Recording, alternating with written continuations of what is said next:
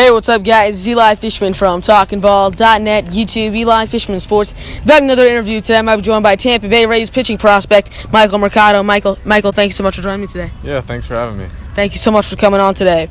Growing up, who was your favorite team and your favorite player? When I was growing up, I really liked the Tigers, and that was mostly because of Verlander. I felt like I tried to model a lot of my pitching after him, and he was always a great person to model pitching after. He attacked people on the mound. He had a very good attitude about it, and someone I looked up to. Now, you were a second-round pick to the Rays in last year's Major League Baseball draft. What was that feeling like when you found out you'd been selected? Yeah, it was nothing like I ever experienced. It was a dream come true, and I couldn't thank the Rays enough. It was nice to enjoy it around family and friends as well.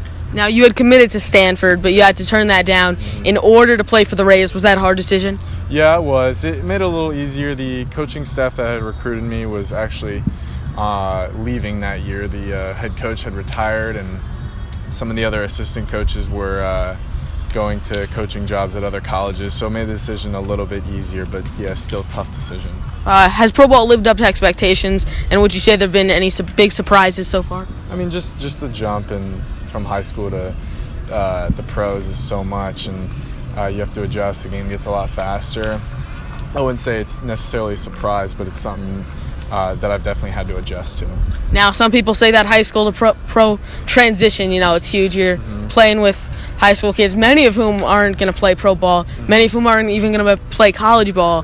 That San Diego high school to professional baseball transition, how was that for you?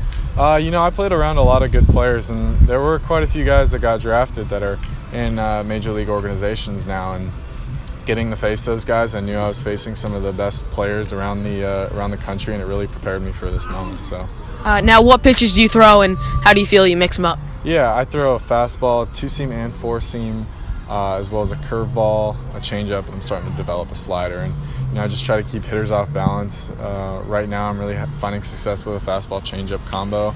I think when you throw a changeup and you really throw it like you throw your fastball, that can be hard to pick up for hitters. So I'm really using that as well as mixing in two breaking pitches. So now, pre-start, what's your routine? Do you have any superstitions? I do not have any superstitions, unlike many baseball players you see. I kind of do whatever makes my body feel good.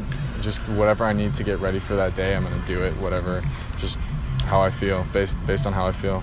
What would you say is your mound mental presence or mental approach every time you step on the mound? What are you thinking about? What are you looking at? Yeah, I'm just trying to keep my composure and throw strikes and get ahead of hitters. That's about it.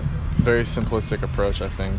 What are some short and long-term goals of yours? Well, obviously, I really want to play in the major leagues for 10-plus years, and that's going to be hard, and I know everyone out here wants to accomplish that goal. So it's just about outworking everybody, and for now, I just want to develop and make sure I can throw all my pitches for strikes consistently and just work from there. When someone comes to the ballpark after seeing Michael Mercado pitch, what do you want them to take away from seeing you pitch? What should people, when they come to the ballpark, expect to see out of you? Yeah, I just want people to think like they can look up to me, especially young kids. And sometimes when you're getting hit around a little bit, it's hard to keep your composure, and that's always what I try to do. No matter bad or good, I just try to go out there and work as hard as I can. What happens, happens. Would you say there's one big lesson that you've taken away from pro ball so far? Yeah, and it's just you got to outwork everybody. It's plain and simple. You can't take any days off.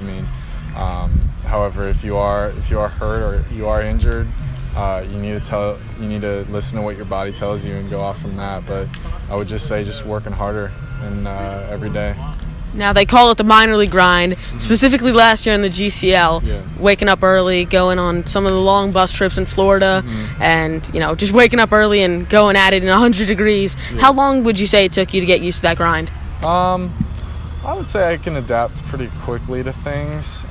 Yes, it was difficult, and yes, there were some times where I did not enjoy myself, but, it was still one of the best summers of my life, and I can't wait to do that again for years and years to come. So, who's someone in your baseball career who you think has helped you out the most? I would say my high school pitching coach back home. He's been a big influence to me. I've worked with him since I was about 11, 12 years old. He's really helped me become not only a better pitcher, but a better person. In professional baseball so far, what has been your favorite part? I would just say coming here has been really fun. interacting with all the people that come to Hudson Valley. It's a great environment, and just meeting all these people and getting to be around some older college guys that I would otherwise not be around, and some very good role models around here and on this team. So, All right, man. Thank you so much for joining me today. Really appreciate it.